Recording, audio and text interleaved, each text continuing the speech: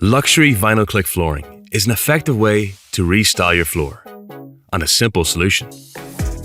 It's water resistant, comfy underfoot, and easy to lay with its locking system. To work out how much you need, measure your space, taking the length and the width of the room from the longest points. Multiply the two figures together to get the total meters squared, and add on 10% for wastage. Start by laying your floor along your longest wall to minimize the amount of cuts you will make. Put the packs of flooring in the room and leave it to acclimatize for at least 24 hours. Whilst waiting, remove your skirting boards and clean up any dust and debris, and vacuum the subfloor thoroughly. And it's always advisable to plan your layout in advance, remembering to stagger the joints to create a stronger structure. Just make sure you leave a gap wide enough for at least half a plank at the edges. Don't forget your knee pads. Place the underlay perpendicular to the direction you intend to lay the floor.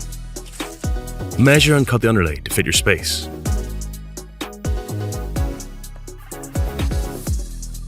You'll need gloves and a very sharp knife, like a utility knife.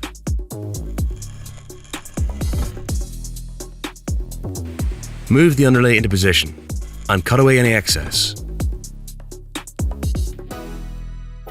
When laying the underlay, make sure there are no gaps or overlaps, and use aluminium joining tape to stick them together to prevent them shifting. Fit the underlay around obstacles, like radiator pipes. Score and cut off the excess. And of course, don't forget the doorways. Use a tape measure and square to cut the underlay to shape.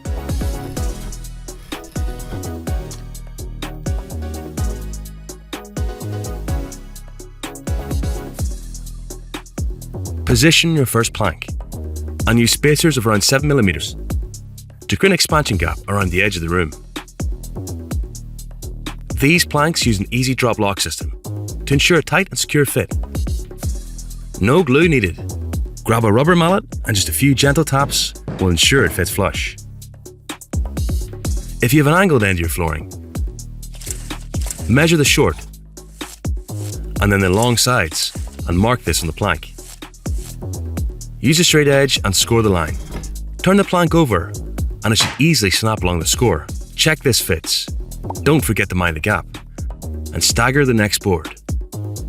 Using a block, tap to lock in place.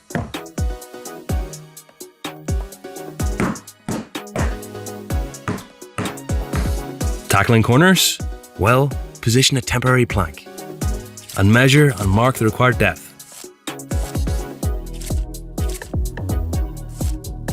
And then the length. Simply score and snap out the piece you don't need.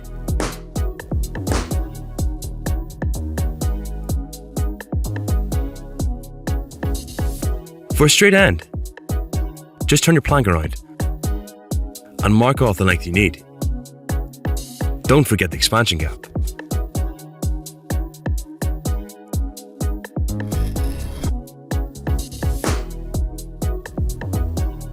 Click the plank into position and administer a little tap and tighten.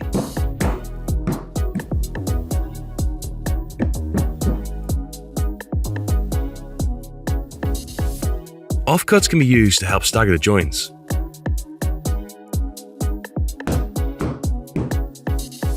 To tackle the pipes, you need to mark the location on the plank, at the end, and then at the side. Mark the points, and where they cross is where you drill.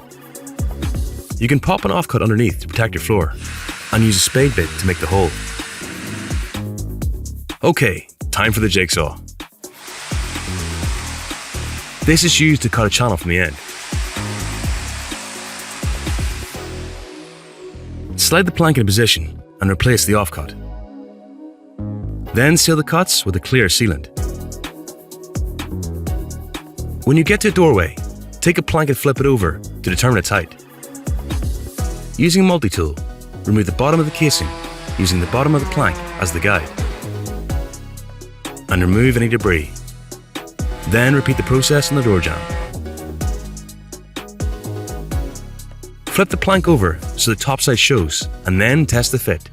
You need to mark its width and depth so it neatly fits the door. It's important to check the plank meets the door so there is no gap.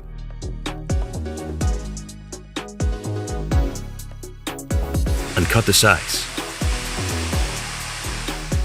Reduce the expansion gap around the doorways for a neater finish. And lay the plank down.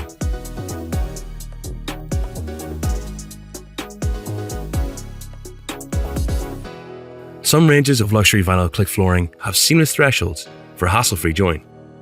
But if you need to fit a threshold, find the length of the doorway. Decide on a threshold to match. Bearing in mind the flooring types on either side, it will need a little trimming to fit against the door jamb, and then it'll slot into place. Oh, and if you're fitting against carpet, be sure to use the push-in screws provided. Now it's time to whip out all the spacers around the room and reattach the skirting board. For a clean, water-resistant finish, seal the gap between the skirting and the flooring with silicone. If you don't fancy removing skirting, then simply use Scotia trim to cover the expansion gap. And then all there is to do is come up with some finishing touches.